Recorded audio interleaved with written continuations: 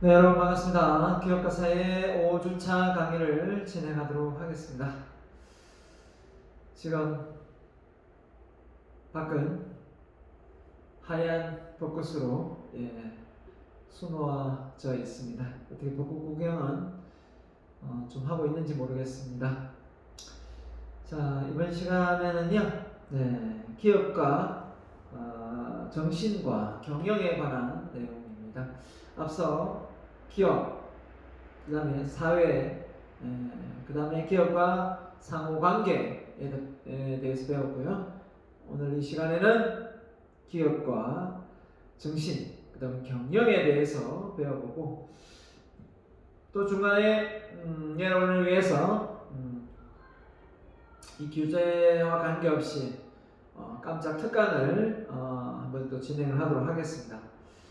또 그냥 교재만 하면 또 재미없잖아요. 네, 또 외부에서 제가 특강을 많이 하기 때문에 그 특강을 여러분에게 보너스로 무료로 특강을 제가 진행을 하도록 하겠습니다. 주제는 제가 알아서 잘 정하겠습니다. 아무튼 오늘은 특강 시간은 아닙니다. 자, 방금 말씀드린 대로 이제 4장 기업가 정신에 관한 경영에 관한 내용을 지금 말씀을 좀 드리도록 하겠습니다. 자, 기업가 정신. 자, 기업가 정신과 창업에 대한 내용이 먼저 나오네요. 그 다음에 기업의 형태. 자, 기업의 형태는 크게 법인, 그쵸? 개인기업, 그 다음에 뭐 공기업 이렇게 나뉘어지기도 하고요. 자, 그 다음에 경영자, 소유 경영자, 계층별로 이렇게 나옵니다. 그 다음에 경영자의 역할과 책임, 자, 이런 부분에 대해서 하나씩 배워보도록 하겠습니다. 먼저 기업가 정신입니다. 기업가 안트로프러너 이라는데요. 자, 난데없이 웬 기업가냐라고 이야기를 하게 됐습니다만은 헷갈리죠. CEO도 있고 기업가도 있고 경영자도 있고 관리자도 있고, 자, 뭐가 어떻게 되는 겁니까? 이렇게 얘기할 수 있는데요. 다 CEO입니다. CEO인데 다 최고 경영자가 갖춰야 될 자질입니다. 창업을 한다고 봤을 때 보통 기업가 정신이 있어야 된다라는 말을 많이 합니다. 그럼 이 기업가 정신이 뭐길래 자꾸 기업가 정신이 있어야 되느냐라고 묻는다면 보통 도전 정신, 좀 리스크를 안고 위험을 감내하고 하이 리스크 하이 리턴을 바라는 그런 마인드를 가진 사람이라고 표현하면 되겠고, 실수나 실패 이런 걸 두려워하지 않고 도전하는 사람, 혁신가, 변화 이런 단어에 걸맞는 사람이라고 보면 되겠습니다. 그렇기 때문에 이 기업가라는 이 말은 보통 창업에 많이 걸맞는 내용이고요. 요즘 같은 이 불확실성한 이 시대에 맞춰서 뭔가 변화의 패턴이 읽혀지는 것이 아니라 새로운 변화가 일어나지 않습니까? 그래서 어느 정도 예측이 가능해야 되는데 예측이 불가능한 변화에 잘 견뎌내기 위해서는 기업가 정신이 필요하다라는 말을 많이 하고 있습니다. 그런 점에서 기업의 목표 달성을 위하여 시대 변화에 능동적으로 대응하면서 경영 능력을 가지고 있는 사람이다. 그죠? 능동적, 반대는 수동적이죠. 따라가는 것이 아니라 앞서간다, 추진력이 있다, 이런 뜻으로 해석이 됩니다. 그래서 자원의 효율적 활용, 자, 이거를 잘하기 위해서 유무역, 인적물적, 기술적 정보 이렇게 있는데 효율적 활용을 잘하고 기술 발전에 앞서가고 아날로그 시대, 디지털 시대에 앞서가고 글로벌 환경에 능동적으로 대처해서 그 기업이 어떤 상황에 처해 있는지를 알고 그 글로벌 환경에 잘 대처할 수 있는 이런 능력자가 기업가 정신을 갖춘 사람이 아닌가라는 생각이 듭니다. 우리 책임은 없습니다만은 이해를 돕고자 넣었습니다. 산업화 시대, 자, 1차 산업 바로 전기기관, 2차 산업 전기, 3차 산업 컴퓨터, 인터넷 보급이죠. 4차 산업이 AI 인공지능입니다. 융합이죠. 자, 이렇게 기술력이 발달해 왔는데 산업사에 이제 이거를 2차라 보면 3차, 1, 2차라 보고 3차, 4차가 되는 거거든요. 자, 이렇게 봤을 때 이때는 자본주의, 돈 많은 사람, 정보가 힘이 파워가 되는 사람, 이제는 창조주의, 뭔가 새로운 비즈니스 모델을 만들어내는 사람이라고 보면 되겠습니다. 바로 그런 경우에 이 고도정보사회 4차 산업혁명 시대가 도래된 거죠. 그래서 손발 경제였다면 이제는 두뇌로 넘어가서 더 나아가서는 마음 경제다. 이 마음 경제가 왜 나오냐? 소비자의 마음을 읽어내는 고객 가치, 공유 가치, 뭐 이런 기타 등등 소비자가 왕인, 소비자가 더 위를 앞서는 그런 상황에 놓여 있습니다. 자, 그래서 정보자유, 창업자본주의, 굴뚝경제, 전자경제, 사이버경제, 플랫폼 시장의 대표적이고요. 제조업, 유통서비스에서 이제는 어디로 넘어가요? 바로 마인드 산업으로 넘어갑니다. 자, 그래서 나머지 제조업 같은 이런 분야는 이미 인공지능 AI가 대체를 할 것이고, 이 마음 서비스 이런 쪽은 대체가 좀 단실 내에는 불가능하겠죠. 그렇기 때문에 사람 마음을 고객의 욕구 충족에 맞는 고객이 다품종 소량 생산을 요구할 겁니다. 다품종 소량 생산. 고객의 맞춤 제품과 서비스를 공급해야 될 겁니다.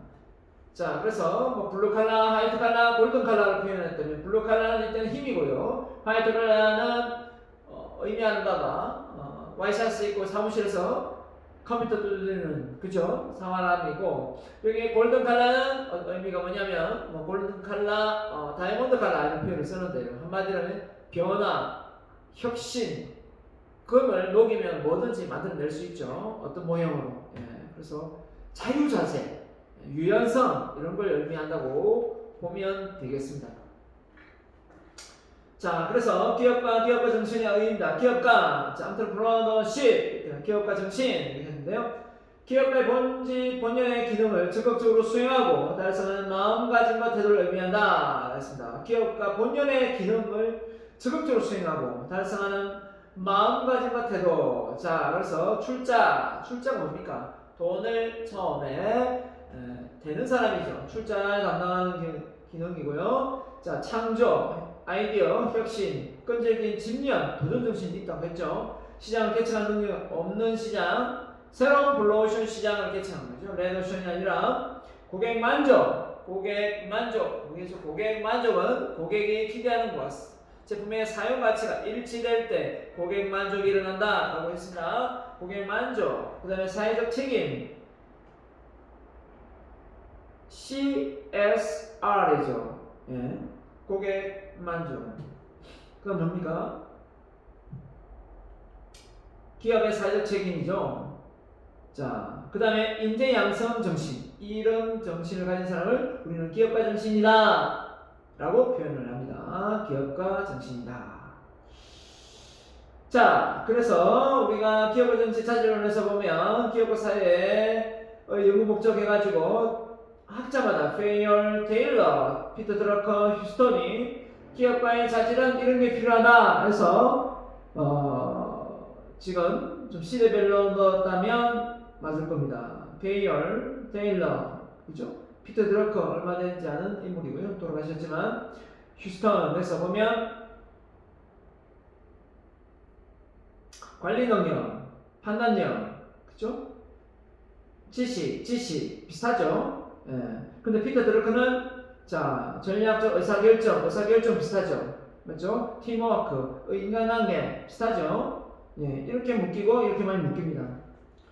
자, 그래서 뭐 건강도 중요하다고 여기 이야기했고요. 팀워크 이야기하고 인간관계 이야기하고 글로벌 뭐 이렇게 얘기하고 관리 그죠? 관리 경제 이 부분이 휴스턴이 얘기 많이 합니다.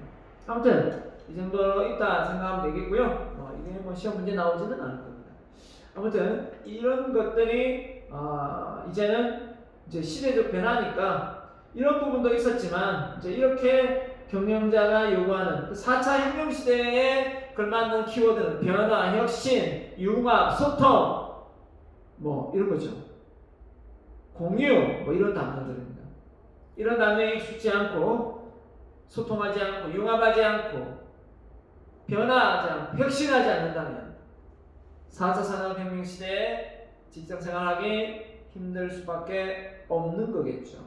없습니다. 그죠? 자, 그래서 기업가의 정신의 심리적 특성을 세 가지로 얘기해 놨습니다. 첫 번째가 위험 감수. 한마디로 뭡니까? 실패를 많이 하겠다는 거죠. 하이 리스크 하이 리턴이니까 실패를 많이 하는 사람, 바로 공무원이 많이 합니까? 직장인이 많이 합니까? 기업가가 많이 하죠.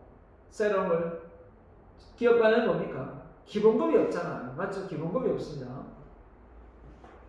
그래서 이런 말을 합니다. 기업가는 쇠칼을 들고 싸우고, 중간관리자는 나무칼을 들고 싸우고, 밑에 말단 직원은 종이칼을 들고 싸운다 라는 말이 있습니다. 그런 만큼 위험을 감수하는 사람이다, 이렇게 보면 되겠습니다. 하이 리스크 하이 리턴이니까. 자, 성취 욕구가 합니다. 뭐든지 그 현실에 만족하고 안주하는 삶이 아니라 더 큰 파일을 원합니다. 더 큰 파일을 만들어서 나눠먹기를 원하죠. 그 작은 파일을 어떻게 나누는 n분의 1을 관리하는 게 문제가 아니라 더 큰 파일을 만들려고 합니다. 그래서 쿠팡이 더 큰 파일을 위해서 더 많은 투자자들의 어떤 유치를 위해서 미국에 상장을 한 것처럼 말이죠. 마찬가지입니다. 우리가 이런 성취 욕구가 있는 사람이 있고 없는 사람이 있습니다. 근데 이게 있으면 어떻습니까? 변화, 혁신에 앞장서게 되겠죠. 자, 그다음 내적 통제 위치인데요. 이게 무슨 말이냐면 한마디로 어떤 문제가 생겼을 때, 어떤 성과가 잘못되었을 때 그 탓을 외부 탓을 하느냐 내부 탓을 하느냐, 남 탓을 잘 안 하고 자기 스스로 책임을 떠안는다라는 뜻입니다. 내재적 위치, 외재적 위치, 무슨 말을 하고요. 그래서 내재적 통제 위치는 스스로에게 책임을 전가하고 스스로 책임을 진다라는 뜻이죠. 남 탓을 안 한다, 이 말입니다. 이게 바로 기업가 정신을 갖춘 기업인이 아닌가라고 생각합니다. 그래서 창의력과 혁신을 좋아한다 했죠. 경영관리 기술 노하우가 우수해야 됩니다. 그래서 이 두 개씩 이렇게 다 좋아졌을 때가 바로 기업가 정신입니다. 이 하나만 기업 창의성은 혁신성이 없고 경영기술만 있으면 슬립자. 창의력은 뛰어난데 경영관리 기술 노하우는 낮습니다. 발명가입니다. 맞죠? 그죠? 여기는 뭡니까? 창의력 혁신은 없어도 관리 경영 노하우는 우수합니다. 관리자죠. 다 낮습니다. 다 낮는 거고요. 다 낮고 여기는 하나만 높고 하나 낮은 거고요. 자, 이거 다 낮아가지고는 되는 일 없겠죠. 관리자냐 발명가냐, 발명하고 끝내는 거죠. 관리 안 되면 안 되죠. 그러니까 기업을 운영할 때 참모진도 잘 꾸려야 됩니다. 누군가가 혁신하면서 변화에 앞장서 갈 때 누구는 그걸 잘 관리할 수 있는 또 직원이 필요하다는 겁니다. 그래서 기업은 똑같은 성향의 사람들이 조직되어서 운영되는 것이 아니라 다양한 성향의 사람들이 한데 모여서 조직을 만들어서 운영되는 것입니다. 그렇기 때문에 그 다양성을 존중하지 못하고 외골수로 간다면 기업은 더 이상 성장하지 않습니다. 제가 한번 그 기업체 컨설팅을 1년 반 동안 한 적이 있습니다. 근데 그 기업의 부장이 두 분이 계셨는데 한 분은 강경한 분이었고 한 분은 정말 온건한 분이었습니다. 결국은 강경한 분이 살아남았지만 한 분은 장형이었고 한 분은 머리형이었어요. 그렇다 보니까 머리형이 장형한테 졌습니다. 기업 어떻게 됐냐? 다른 사람한테 인수됐습니다. 넘어갔죠. 더 이상 관리가 안 돼서 팔아버렸죠. 사장이, 부장이 하도 둘이 싸우니까 한 명 부장 자르고 나중에 그 회사 팔아버렸습니다. 만약에 그때 이 부장 두 분이 잘 화합할 수 있도록 사장이 잘 부장 두 명을 잘 관리했었으면 어땠을까라는 생각합니다. 두 분 다 그 회사에 꼭 필요한 사람들이었습니다. 하지만 한쪽이 우세하면서 줄을 잘못 선 사람들은 다 나갔죠. 그걸 보면서 느꼈습니다. 와, 회사는 어느 하나의 성향만 있는 것이 아니라 다양한 인격체들이 모여서 조직을 이루는 곳이구나. 그래서 나와 다른 성향을 가진 사람이라 하더라도 다름을 인정하고 존중할 수 있는 마인드가 필요한데, 다름이 틀림이 되면 버리는구나, 사람을. 그걸 느꼈습니다. 나와 성격이 다르고 생각이 다르고 실천이 다르면 틀린 게 됩니다.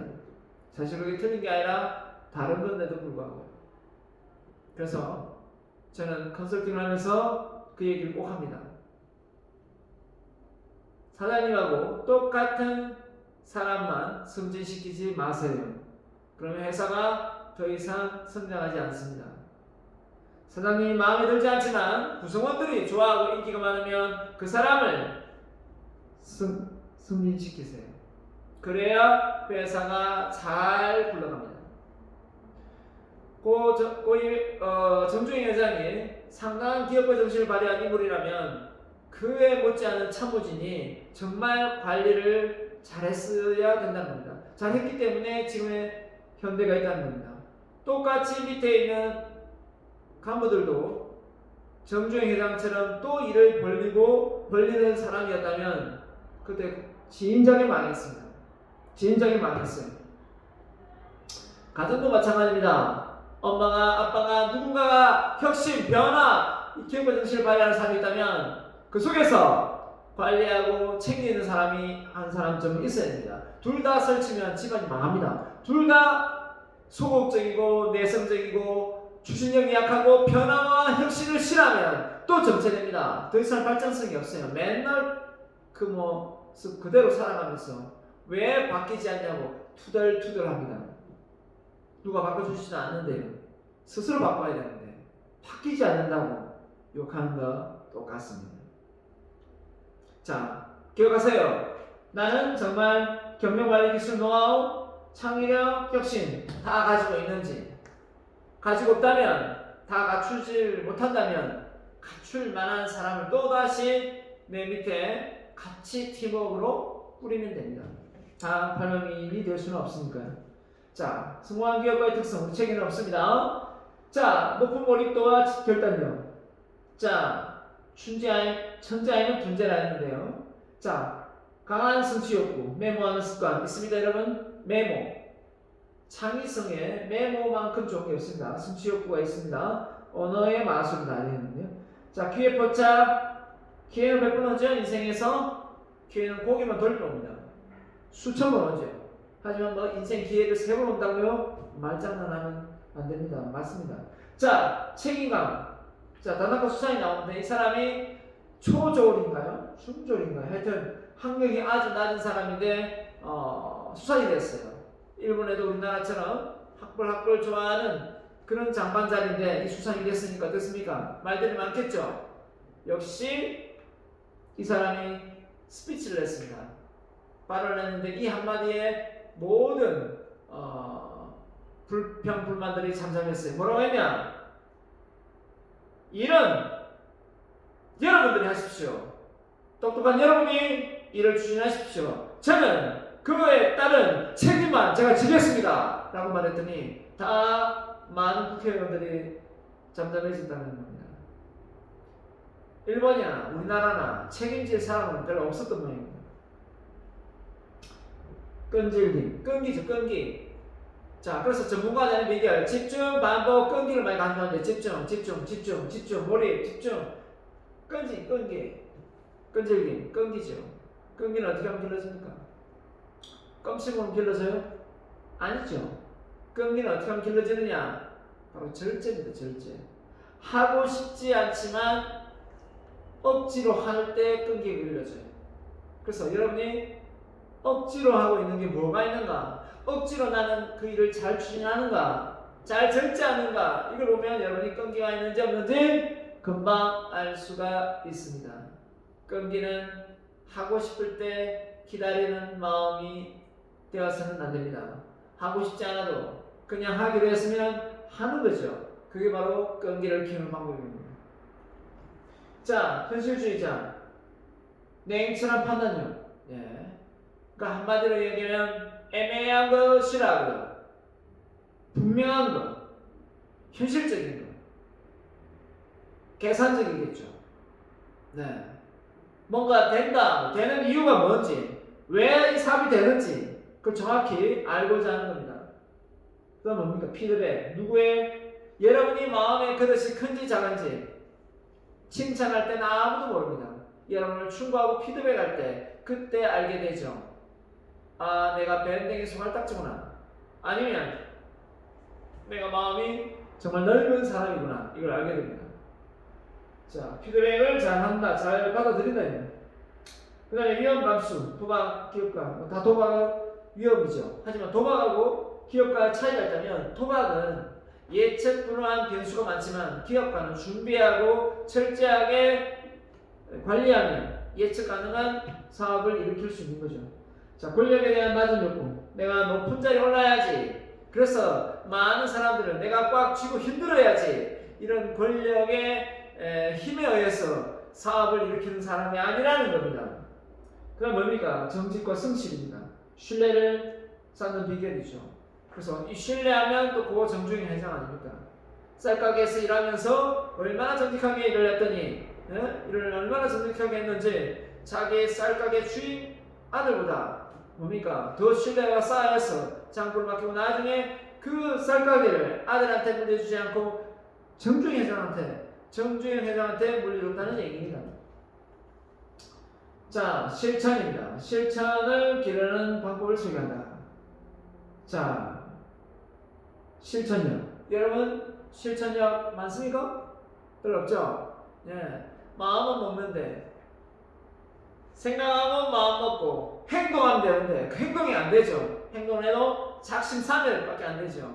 그래서 여러분, 저는 이런 생각을 가집니다. 정말 게으름을 없애고, 실천력을 키우고 싶다면, 다 생각하세요. 생각도 마음도 행동하기 전에 뭡니까? 그냥 바로 작은 행동부터 하세요. 그런 마음이 생길 때까지 기다리지 마세요. 공부하고 싶은 마음, 일어나고 싶은 마음, 책 읽고 싶은 마음, 운동하고 싶은 마음이 생기지 않더라도 그냥 하기로 했으면 하는 겁니다. 그냥 하면 돼요. 쉬운 것부터, 아주 쉬운 것부터. 영어 공부를 날 잡아서 2시간, 3시간 하는 것보다 매일 꾸준히 5분씩, 10분씩 하는 사람이 훨씬 영어를 더 잘하고요. 운동도 마찬가지입니다. 매일 꾸준히 펄펙히 한두 개 하는 사람이 운동을 체력이 더 좋다는 사실 기억하기 바랍니다. 그 다음에 뭡니까? 실패의 관리입니다. 삼성은 실패한 사람에게 상도 내리고 실패한 내용을 다시 리마인드 시켜서 다시 교육을 합니다. 어떻게 왜 실패했는가? 자, 실패학인 거죠. 실패를 그냥 넘기지 않고 또다시 재발되지 않도록 하기 위한 전략인 거죠. 여러분, 실패는 성공의 어머니다. 실패를 통해서 우리는 다른 시각을 볼 필요가 있습니다. 실패, 남들보다 시간이 좀 더 걸린다. 실패, 다른 방법을 하면 되는구나. 실패, 맞죠? 실패,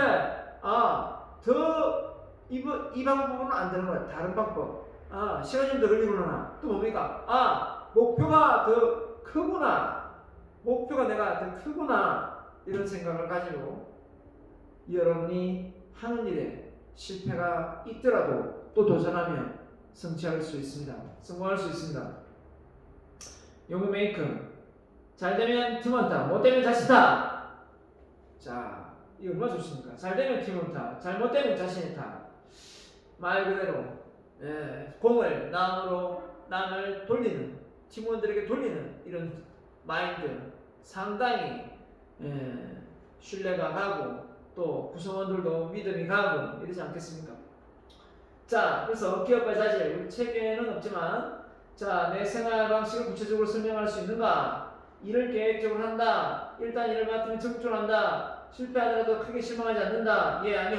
약속 시간을 잘 지키는 편이다. 창업적으로 수집 중이다. 친구가 많다. 나와 다른 의견에 귀를 기울인다. 함께 고민해줄 인맥이 생명성이 있다. 도전 정신이 왕성하다. 이러면 기업가 정신이 많고 그 많다는 건 창업할 자질이 된다는 거예요.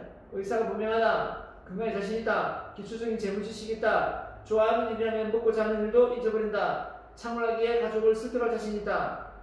이럴 생각한 대로 안 돼도 곧 잊어버린다. 그죠? 너무 이렇게 머리에 담아두지 않는다는 거죠. 즐겁지 않은 일에 모임이 가도 참고 즐길 수 있다.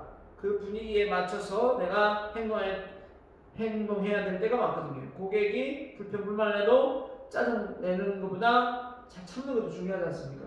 누군가에게 맞으면 반드시 반격을 한다. 지고는 못 사는 성격이죠. 모르는 사람이 말을 걸어와도 일단 들어준다. 친한 친구의 출세가 마음에 걸린다. 친한 친구의 출세가 마음에 걸린다. 왜 그 친구는 되는데 나는 못하느냐? 나도 할 수 있다. 이런 생각을 가진다는 거죠. 네, 대단한 생각인 것 같습니다. 자, 기업가 한 분을 소개하겠습니다. 기업가 정신을 몸소 발휘한 인물, 바로 빌 게이츠입니다. 빌 게이츠가 창업자 윌리엄 H. 게이츠 3세, 자, 이제 폴 앨런과 함께 창업을 했는데요. 이분이, 자, 하나의 스토리가 하나 있습니다. 스토리가 뭐가 있냐? 하버드대에 입학을 했을 때 1973년도에 콜레트라는 영국의 소년이 미국 하버드에 입학을 했습니다. 근데 이때 같이 입학한 옆에 앉은 사람이 바로 18세 빌 게이츠였습니다. 18세 빌 게이츠. 어린 나이죠. 자, 근데 콜레트와 빌 게이츠 두 명 모두가 소프트웨어 개발을 꿈꾸고 있었다고 합니다. 소프트웨어 개발. 자, 근데 중요한 거는 이때 빌 게이츠가 콜레트에게 말했습니다. 자, 같은 꿈이 있다는 걸 알고 빌 게이츠가 콜레트에게 먼저 제안을 합니다. 뭐라고 하냐? 우리 같이 자퇴해서 학교 그만두고 32비트 재무 소프트웨어를 개발해보자! 라고 했다고 합니다. 이랬더니 콜레트가 뭘 했을까요? 하지만 콜레트는 이 제안을 완곡하게 거절했다고 합니다. 들어가기도 어려운 그 하버드대를 그만두기가 어찌 쉬웠겠습니까? 자, 그러면서 뭐라고 했냐? 이렇게 말했습니다.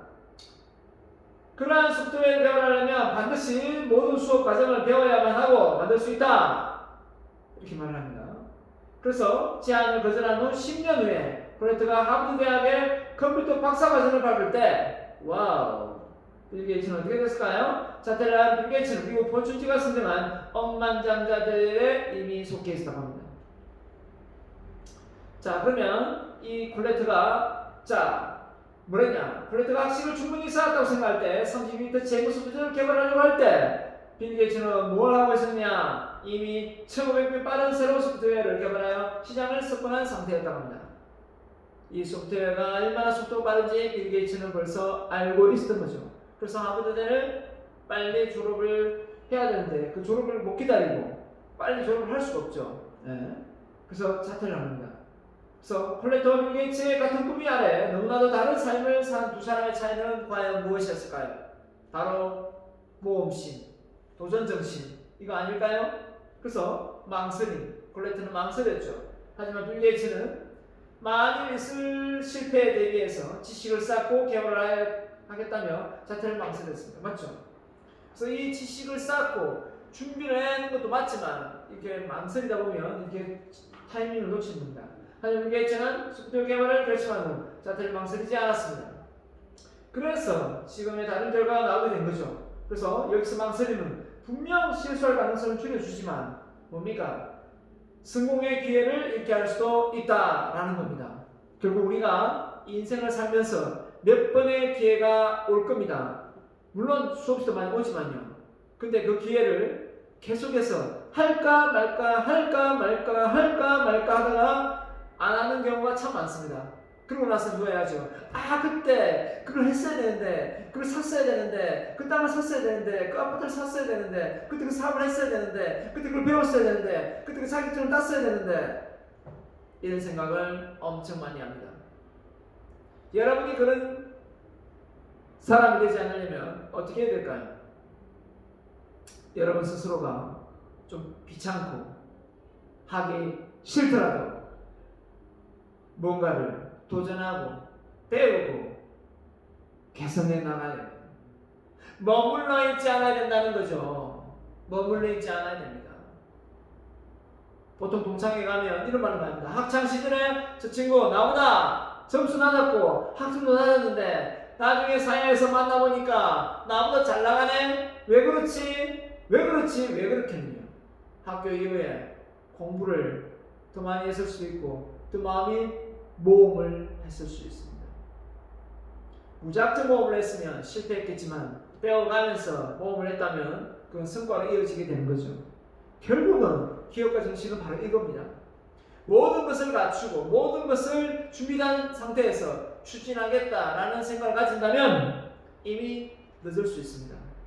그냥 막 덤비라는 뜻은 아닙니다. 어느 정도의 지식과 배경이 갖춰졌다면 꼭 뭡니까? 가방끈이 문제가 아니라 뭔가 좋은 아이템이 비즈니스 모델이 있다면 그러면 추진해 볼 수도 있다라는 겁니다. 그래서 여러분 스스로가 한번 이 세상을 살아가는 방식에서 우리가 빌 게이츠나 고전주 회장이나 그죠? 이런 사람들을 우리는 보고 배울 필요가 있다라는 생각이 듭니다. 자, 당신이 무언가를 하겠다고 결정했다면 망설이지 마라. 망설이지 마라. 망설이면 오히려 성공의 기회를 빼앗아간다. 앗아간다. 맞죠?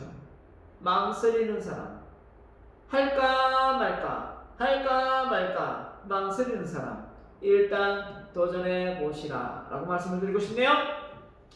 자, 다시 보러 나왔습니다. 기업의 창업이 뭐냐? 창직도 있고 창업도 있는데요. 창업은 그냥 기존의 아이디어로 그 비슷한 업종을 하면 창업이겠지만 새로운 비즈니스 모델을 만들어서 새로운 직업을 만들어내면 창직이 됩니다. 맞죠? 자, 창업, 기업가 능력, 방금 자본 능력, 관리 능력, 혁신 능력, 아이디어 능력을 갖춘 개인이나 소집단이 사업 기회를 포착하여 사업 목표를 설정하고 자본, 노동력, 설비를 확보하고 사업 시작해서 제품과 서비스를 제공해서 고객에게 가치를 제안해서 이윤을 창출하는 게 창업 아니겠습니까? 그래서 영어로 스타트업이다 라는 표현을 씁니다. 자, 창업의 3요소는 창업자, 아이디어, 자본, 4요소 그러면 뭡니까? 상권, 이 시장 여기 들어갑니다. 그 창업자가 중요한 게 지금 기업가 정신 아닙니까? 그 다음에 아이디어 정말 중요하죠. 비즈니스 모델이죠. 자본, 돈을 어떻게 빌려오고 대출받고 아니면 투자받을 것인지. 클라우드 펀딩 알지 않습니까? 투자를 받아서 사업을 일으킬 수 있는 요즘에 역시 뜨고 있는 모델이죠. 자, 그래서 기업의 창업입니다. 기업가의 생성 과정 창업은 3요소 기업의 환경과 관련된 여건들이 최적의 결합이다 이런데 예상 시장과 제품의 분석해서 이게 정말 팔릴 수 있는 건가? 경쟁자는 어떻게 되나? 분석해야 되겠죠. 경제 상황과 분석, 수요 예측을 해야 됩니다. 기업 활동 목표 범위를 결정해서 제품을 설계하고 기업 규모를 결정하고 입지를 선정하고 부품의 자체 생산 및 외주 결정을 결정하고 기획 설비를 배치하고 구조적인 결정, 구조의 결정, 예상 이익의 결정과 자본 조정 계획까지. 그래서 어떻게 합니까? 사업을 개시한다 했는데 이 모든 것을 하나의 뭘로 만들어야 됩니까? 사업 계획서로 만들어 봐야 되겠죠. 그리고 나서 그걸 많은 사람들에게 설득을 시켜봐야 되겠죠. 이게 사업이 과연 될지 안 될지. 근데 물론 다 안 된다 해도 할 사람은 하겠지만 일단 한번 반응을 봐야 돼요. 반응을. 소비자의 반응을 봐야 되겠죠. 주변 사람들의 반응을 봐야 됩니다. 그럴 때 어떻습니까? 이 사업 계획서를 잘 작성하면 주변 사람들을 충분히 설득을 잘 시키고 그 설득을 잘 시키는 그 역량을 통해서 소비자의 마음을 살 수 있고 그 소비자의 마음을 사서 사업을 일으키게 된다는 겁니다. 소비자가 바보가 아니거든요. 자, 그래서 기업의 분류를 보면 다른 내용이네요. 자, 기업은 크게 사기업, 공기업, 공사공동기업 이렇게 나와 있는데요. 사기업 안에 뭐가 있냐? 바로 개인기업, 공동기업 이렇게 나눕니다. 자, 그 다음에 이걸 인적 공동기업, 물적 공동기업 이렇게도 나뉘어진다. 이렇게 붙여 있는 겁니다. 이렇게 꺾이는 게 아니고 이렇게 색깔 다르죠. 자 보면 개인기업은 뭐 개인 상업이 상해고 공동기업은 자 한명 합자 한명 이렇게 두 개 한명 합자 유한 또 뭡니까 이렇게 나눠져 있습니다. 주식 이렇게 나눠지고 주식회사 네. 근데 이게 크게 나눠져 있는데 자 유한회사하고 주식회사가 많이 비슷하고요. 한명회사 합자하고 많이 비슷합니다. 자 민법상 조합이 있고요. 상법 익명조합 전혀 서로 누가 출자하는지를 모르는 자 그다음 보통 우리가 생각하는 물적 공동기업 바로 자 주식회사 제일 많이 합니다. 주식을 발행해서 투자금을 모을 수 있기 때문에 그 다음에 협동조합이죠. 자, 그럼 공기업은 국영기업, 지방공기업, 그래서 종속공기업, 비종속공기업, 독립공기업 이렇게 나뉘고요. 자, 공사공동기업, 특수회사 이렇게 나뉘어져 있습니다. 자, 그러면 하나 보면요. 자, 사기업의 개인기업. 그럼 왜 사기업으로 법인기업을 하지 않고 공동기업을 하지 않고 왜 개인기업 창업을 하느냐? 세금이죠. 굳이 법인기업을 하지 할 규모가 크게 매출액이 많이 높지 않다면 개인기업을 해서 세금을 적게 낼 수 있는 부분이 있죠. 근데 하다 보니까 사업이 커졌어요. 그러면 개인기업을 폐업을 하고 법인으로 만들어야 됩니다. 그러면 훨씬 더 뭐가 됩니까? 사업도 뭡니까? 매출액 대비 세금을 좀 덜 낼 수 있어요. 그렇기 때문에 어느 적정 범위 내에서 더 이상 사업이 커지지 않을 거라 생각하면 개인기업을 창업을 하고 어느 정도 적정 범위에서 이 사업의 규모가 커질 거라 생각하면 프랜차이즈 이런 목적을 가지고 있다면 개인기업 창업을 하면 안 되겠죠. 그럼 프랜차이즈 목적이 있다면 법인기업을 창업을 해야 될 겁니다. 자, 그래서 개인기업 자, 기업이 출자하고 참 돈을 낸다는 거죠. 개인 창업자가 투자를 받는 게 아니기 때문에 지배가 일치하는 기업인데 경영과 지배다. 자기 혼자서 관리하고 다 한다. 이거 지시 내리고 다 하는 누가 옆에서 조언해주는 게 아니고 그죠? 그래서 가장 원시적이고 자연 발생적인 기업 형태다. 자, 개인기업의 장단점이 있겠죠? 자, 일단 개인기업은 어떻습니까? 자기 돈이 버는 쪽쪽 자기 거죠. 버는 쪽쪽 자기 겁니다. 그렇기 때문에 뭐 공과 사가 없죠. 자, 그래서 설립 폐쇄도 용이하고 창업비도 적다. 맞죠? 경영활동에 신속한 의사결정 본인이 결정 다 합니다. 근데 법인은 이제 그 정관에 작성되어 있는 내용대로 해야 되기 때문에 자 위험 부담 이익 취득을 단독 부담으로 기업 경영에 전력한다. 그 다음에 경영상의 기밀을 유지할 수 있다. 혼자 다 하니까요. 자 세대상의 혜택 법인세가 없고 개인 소득세만 내면 된다. 되고 있습니다. 자 그래서 장점이고요. 자, 단점이 있다면 자 개인에 의해 자본 조달에 한계가 있다. 그렇죠? 누가 투자를 하지 않는 이상은 개인의 사업 능력에 한계가 있다. 혼자 하는 게 잘할 수 있겠습니까? 자, 그래서 뭐 직원이 몇 명 안 되면 개인 기업 속하죠. 자, 소수가 하기 때문에 기업은 기업의 부채에 대한 무한 책임, 혼자 다 갚아야 됩니다. 자, 그러나 이 주식으로 발행돼서 기업이 망했을 때 법인 같은 경우는 그걸 이제 다 갚지 않아도 되죠. 개설이 용이해 무계획적이고 무모한 중복 투자가 가능하다. 기업의 뭡니까? 운명이 경영자 한 사람의 좌지우지된다. 이런 점에서 개인 기업이 단점이 되겠습니다. 자, 그런데 자, 그래서 소수 공동기업 자, 한 명이 있습니다. 한 명. 자, 2인 이상 출자고요. 개인 기업의 단점과 한계를 극복하기 위해 등장했고 출자 수가 소수 공동기업, 다수 공동기업이 있는데 자, 일단 소수 공동기업 한 명 합자 유한 있죠. 2인 이상 출자하고 연대 무한 책임입니다. 근데 출자자가 실내에서 가족 공동체적인 기반의 회사가 한 명 회사다. 합자 회사는 2인 이상 출자하는 똑같죠. 유한 무한 책임. 앞서 무한 책임을 지는 개인 기업이 있었죠. 자, 여기는 무한도 책임을 지는 사람도 있고 유한 책임을 지는 사람도 있습니다. 그래서 출자와 경영, 처음에 사업을 일으키는 사람하고 또 사업을 운영하는 사람을 분리시킬 수 있습니다. 그래서 출자의 범위 내 책임을 진다. 유한회사는 주식회사하고 성향이 많이 비슷한데요. 2에서 50인을 규정하고 자, 출자 범위 내에서 유한 책임을 진다. 그 투자받은 그 범위 내에서 진다. 중소기업 경영에 적합하다. 근데 이제 이 유한회사가 보통 외국의 법인들이 우리나라에 들어와가지고 이 정반도 작성하지 않아도 되고 그 정반 또 뭡니까 재무제표를 언론에다가 이게 공시를 하지 않아도 되죠. 그러다 보니까 이 주식회사 형태보다는 이 유한회사를 창업해가지고 먹튀를 하는 경우도 많다고 합니다. 자, 그래서 이걸 구분한다면, 자, 주식회사, 유한회사 비슷하다 했죠. 합작회사, 합령회사가 비슷하다고 했습니다. 자, 일단 주식회사는 다 뭡니까? 법적 근거는 상법이지만 책임은 무한.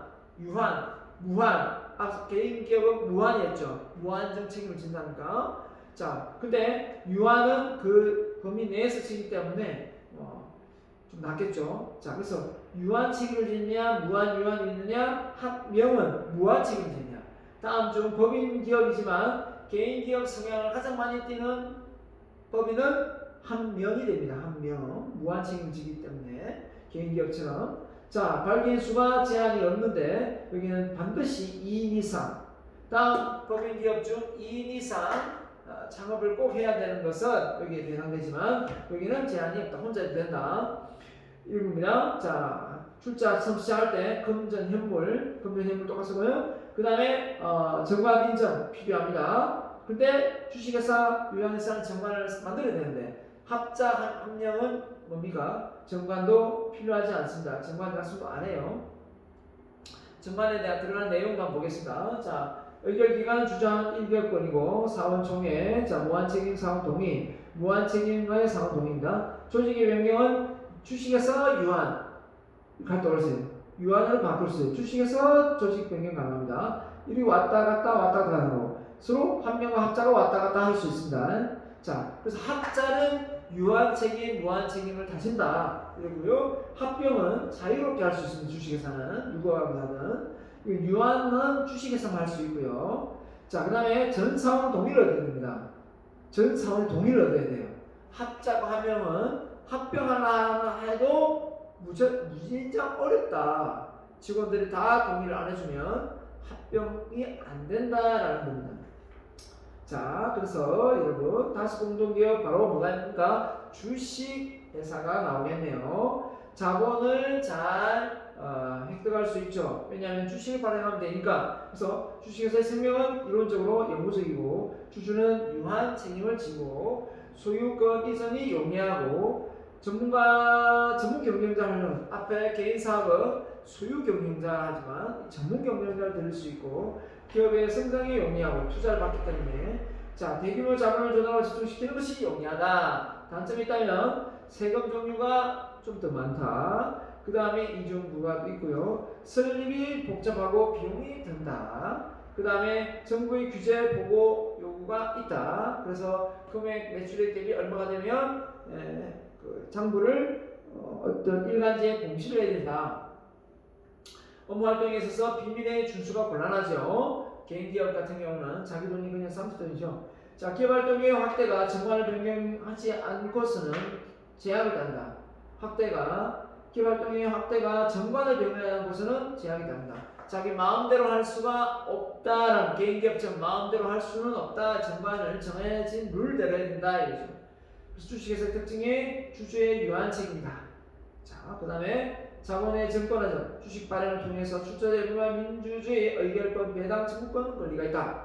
자, 그래서 소유와 경리 분리로 전문 경영을 드린다. 분리를 해서 그렇게 놓고 보면 자, 그 다음에 협동조합입니다. 협동조합은 경영자인 약자, 소비자, 생산자 민간인들이 한데 모여가지고 우리 조합 하나 만들자 해가지고 만든 겁니다. 경제적 약자의 보완을 위해서 상호협조, 상호협동 정신으로 공동 출자해서 기업 형태입니다. 그래서 영리를 추구하는 목적의 주식회사나 한명회사나 유한회사나 뭐 이런 합작회사가 다릅니다. 영리 목적이 아니라 출자 자신의 이용하기 위한 설립입니다. 그래서 출자자를 위합니다. 조합원들의 어떤 이익을 모티브로 해서 만들어졌다 이겁니다. 상부상조, 서로 돕죠. 민주주의, 1인 1표, 이용주의. 조합원이 이용과 편익을 목적으로 이용도에 맞게 배분해야 된다라는 겁니다. 자, 그래서 상기업 협동조합, 그죠? 네. 그래서 장점이 뭐냐? 잉여, 남은 조합원의 잉여는 조합원의 이용도에 따라 비례되고 잉여에 대해서는 조세 부과를 면세받습니다. 그렇죠? 영리 목적이 아니기 때문에 자, 경제적 약자의 조합원은 상부상조하게 되고 상호 이익을 증대시킬 수 있습니다. 단점이 있다면 이윤증대 유인의 결력, 자본조달 주식회사처럼 막 주식을 발행할 수 있는 게 아니고 유능한 경영 능력이 또 결합니다. 그래서 조합원 내에서 보통 결성되기 때문에 외부에 이름 있는 전문 경영을 들리는 건 아니기 때문에 주식회사처럼 자, 그래서 개인기업과 법인기업을 이렇게 구분한다면 소득관세 근거법은 소득세법이지만 법인은 법인세법에 따릅니다. 관세기간이 딱 이렇게 개인기업 이렇게 정해지지만 법인기업 같은 경우는 정할 수 있습니다. 자, 정할 수 있습니다. 자, 그러면 소득은 총 수입 대비 비용액비, 총 수익금의 총금의 총액인데요. 자, 보면 뭡니까? 세율이 보세요. 세율이 뭐 다 지금 변경돼 있습니다만은 대충 좀 낮죠. 낮다가 계속 높아지죠. 처음에 높지만 나중에는 낮죠. 그렇기 때문에 이걸 처음에 스타트 할 때 무조건 개인 기업이 좋다가 아니라 이 규모가 커지면 나중에 세금이 많이 부담되기 때문에 이 세금을 들리기 위해서도 법인으로 창업하는 경우가 합당하다라고 보는 겁니다. 그래서 외부의 감사 제도가 전혀 없지만 정관 작성도 안 하지만 그죠? 대차대조표 이 기업의 대차대조표에 공고 의무도 없습니다. 하지만 자산이 70억 이상 되는 경우 공인행사를 감시를 받아야 되고 또 법인 신고가 매 일간 신문에 광고 의무가 있고 이렇습니다.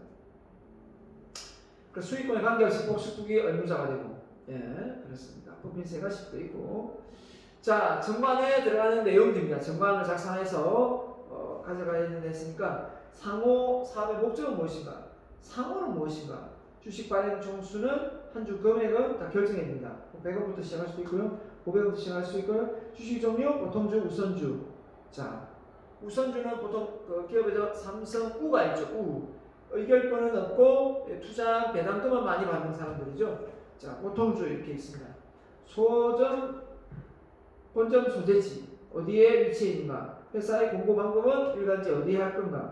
발기는 성명 관련된 인적 사항을 발기 처음에 사업을 일으킬 때 같이 동참한 출자자 적어 내려가면 됩니다.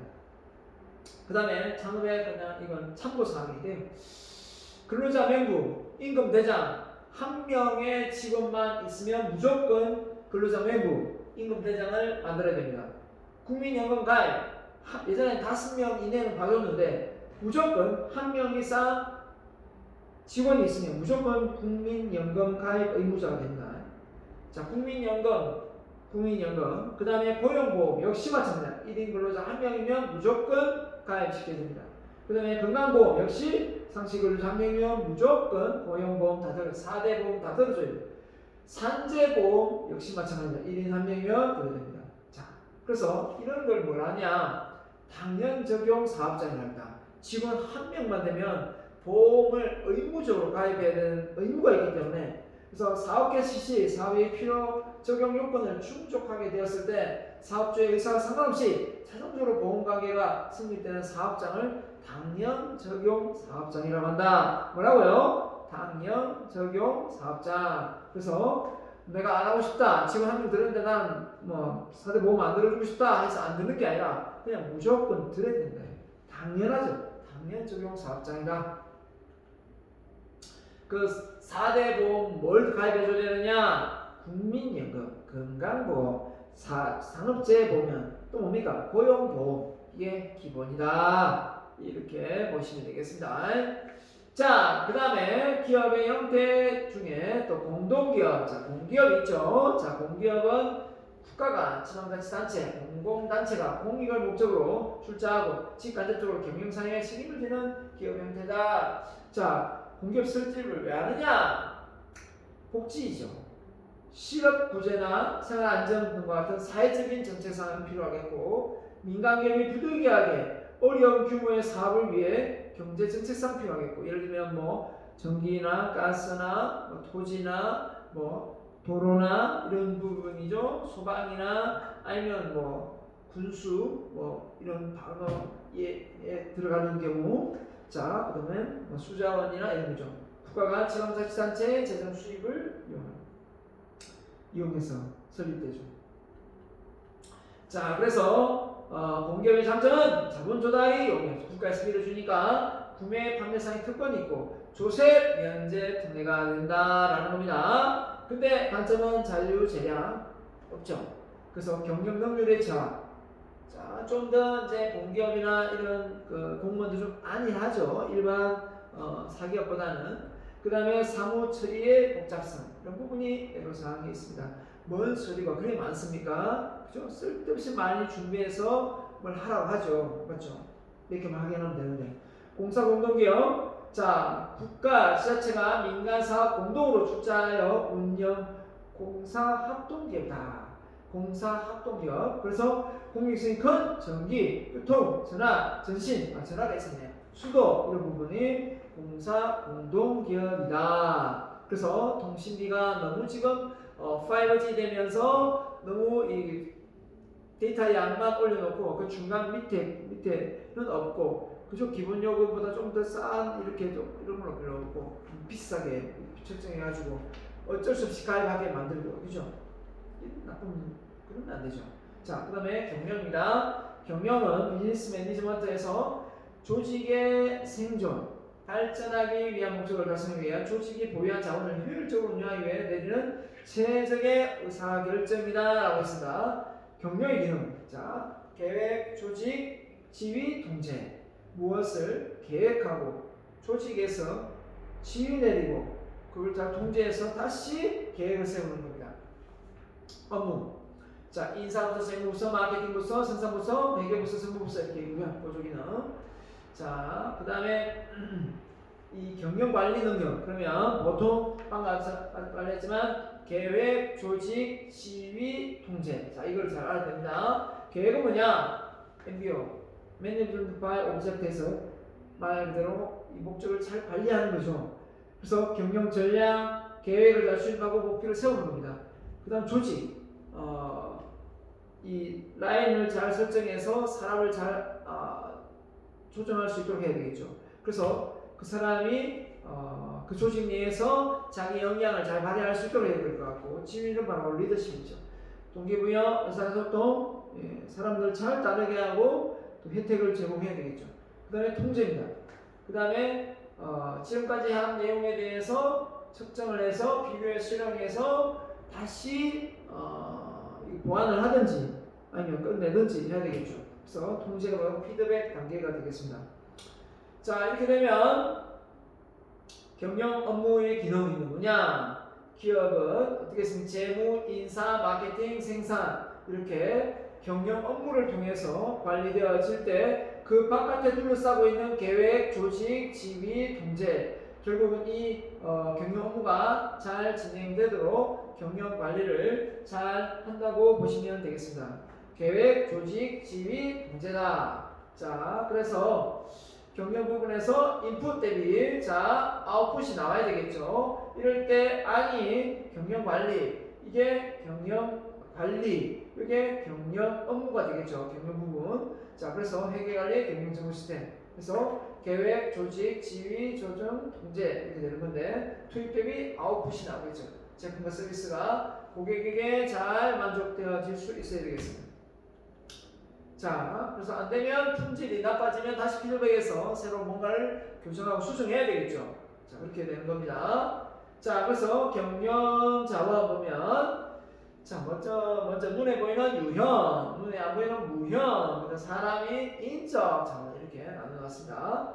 자, 핵심은 자 유형, 눈에 보이는 토지, 기술, 설비, 건물이고 무형, 브랜드, 그 회사 가지고 있는 이미지, 특허 뭐 이런 게 잘 안 보이죠. 저작권 이런 게 바로 무형 되겠습니다. 인적 자원은 말 그대로 그 사람이 주변 사람들과의 어떤 인맥입니다. 기술, 노하우, 기술을 말해서 인적 자원. 자, 그 다음에 경영 능력, 자원을 통합, 활용하는 노하우, 자원을 통합해서 통합. 자, 통합 능력입니다. 그 다음에 기술. 마케팅 기술, 팀워크 기술, 의사결정 기술 이런 겁니다.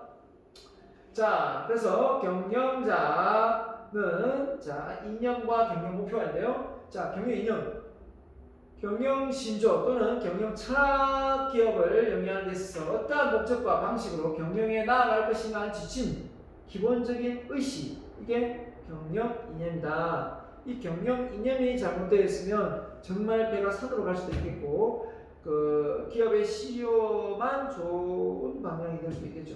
자, 그래서 경영 목표는 이 큰 미션이 있으면 그 미션 밑에 비전이 있고 그 비전 밑에 핵심 가치가 있고 그 밑에 바로 목표가 있다. 내려가면 내려갈수록 계속해서 디테일화되어 간다 라고 보면 되겠습니다. 그래서 우리가 숲을 보고 계속해서 나무를 보는 그런 상황이 되는 거죠. 기업의 큰 틀은 무엇이고 그 틀을 통해서 정말 바람직한 미래상을 찾고 거기서 핵심을 찾고 그 다음에 목표를 잘게 나누어서 미래를 준비한다.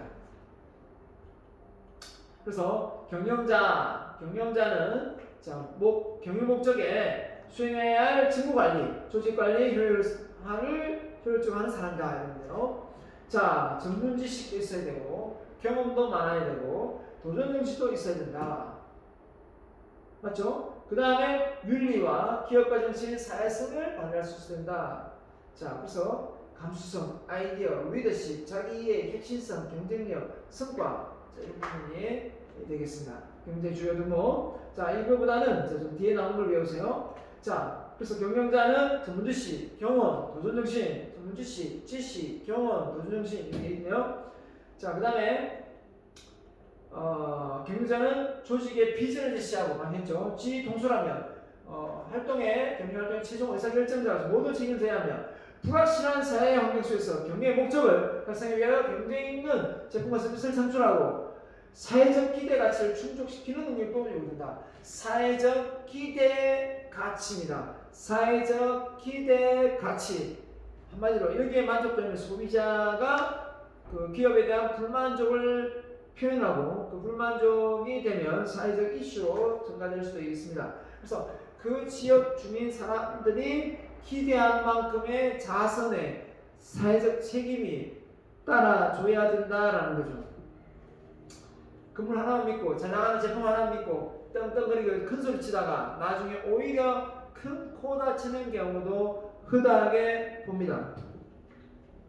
자, 경영자의 유형은요. 자, 그래서 지배구조에 따라 누가 힘이 있느냐 여기에 따라 지배구조에 따라 소유경영자, 전문경영자, 그 다음에 고용경영자 이렇게 있습니다. 소유경영자는 말 그대로 출자자입니다. 기업 처음에 기업을 설립하는 사람이고 전문경영자는 이제 기업을 이제 키우다 보니까 너무 덩어리가 커가지고 이 출자자가 경영을 다 못하겠어요. 그래서 전문인을 드립니다. 전문경영자.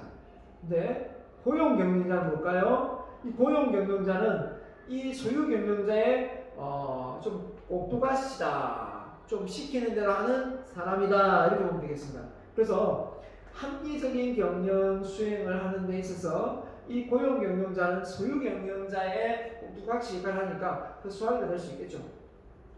자, 그 다음에 이 관리 감독 범위에 따라 자 하부 감독, 자 하위 운영자가 있겠고 중간 관리자가 있겠고 또 최고 경영청이 있을 수 있지 않습니까? 이렇게 계층별로 이 관리 감독별로 밑으로 내려갈수록 또 역할이 다릅니다. 그래서 몸은 신체적인 많은 운동을 한다면 여기는 심리적으로 아래 위로 많이 취입된 마음이 중요하고 이 마음의 인간적인 소통이 잘 돼야 되겠죠. 여기는 머리를 많이 개념이 머릿속에 확립되어 있어가지고 전략과 전술을 잘 짜야 되겠죠.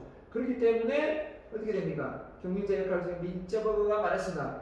대인관계 역할, 정보 역할, 의사결정 역할. 자, 이거 좀 알아놔야 됩니다. 시험 나올 수 있어요. 대인관계 역할, 대표자, 리더 역할, 연락자 역할, 이 대표자 역할, 리더 역할, 대인관계, 개인적 역할입니다. 연락자 역할. 자, 정보니까 모니터 역할, 정보 전달, 정보 활용, 의사결정을 내립니다. 의사결정이 바로 기업과 분쟁 조정자, 자원 배분자, 협상가입니다. 그죠? 그렇기 때문에 이 역할들이 여기에 다 맞아야 됩니다. 대인관계니까 리더 역할, 대표자 역할 돼 있죠. 자, 그래서 대표자 역할도 하고 리더 역할도 하고 자, 연락자 역할도 합니다. 자, 그래서 이런 관계를 누가 얘기했다고요? 민츠 버그가 얘기했습니다. 대인관계 역할, 정보 역할, 의사결정 역할. 자, 경제 이런 역할 가져야 된다 이렇게 표현했고요. 그 다음에 칸츠가 뭐라고 했냐면 자, 혼자의 스킬 믹스에서 커누스가 뭔데? 커누스가 먼저 나오네요. 자, 관리적 기능 제공 경영자. 중간자는 관리적 인간적인 기능. 자, 하위 관리자는 기술적 기능. 이걸 더 많은 비중을 차지한다. 이렇게 구분을 강순이 했습니다. 자, 그 다음에 칸츠가 나올 건데요. 칸츠가 뭐라고 했냐면 바로 칸츠가 개념적인 역할. 바로 이제 최고 경영자 이쪽이죠. 자, 뭐 부장, 과장 뭐 이런 쪽이죠. 자, 과장은 아니죠. 부장, 뭐 이사들 이런 쪽이죠. 경영자의 사업 판단 능력, 부분과 전체, 숲을 보고 나무를 보는 전체를 아우를 수 있는 성견점이 있어야 되겠죠. 그 다음에 인간적인 대인관계, 중간 관리자들이 많이 갖추게 되죠. 대인관계의 집단의 일원으로서 어서 소통하고 동기부여시킬 수 있는 능력, 동기부여. 그 다음에 이제 기술직 스킬, 이제 일반 관리자, 밑에 말단 하위 관리자죠. 전문적인 기술을 바탕으로 경영을 해야 되기 때문에 전문가의 기술적인 부분, 전문 지식이 있어야 됩니다. 자, 그 다음에 경영자의 양면성. 자, 볼까요? 자, 그래서 경제의 책임 관계가 내 대내적인 거하고 자, 본원적인 건 주주들과 근로자에게 주주에게 배당을 해주고 근로자에게 잘해줘야 되겠지만 이게 이제 대외적으로는 이제 이해관계자들이 많죠. 파생되어서 타인의 자본을 또 대출을 또 했다면 노동조합, 소비자, 공급자, 경쟁자, 근로자 안에도 이 노동조합을 별도로 분리시켰어요. 정부나 지역사회 이런 사람들한테도 책임을 다해야 된다. 그래서 내부적인 책임만 다하면 되는 것이 아니라 이 외부적인 책임까지, 사회적 책임까지 다 해야만 된다. 그래야만 기업을 잘 운영하는 그런 자가 된다라고 보는 겁니다. 자, 이렇게 해서 기업과 사회의 5주차 강의를 여기까지 진행하도록 하겠습니다. 자, 요약해서 올려주면 되겠습니다. 대단히 수고 많았습니다. 마치겠습니다.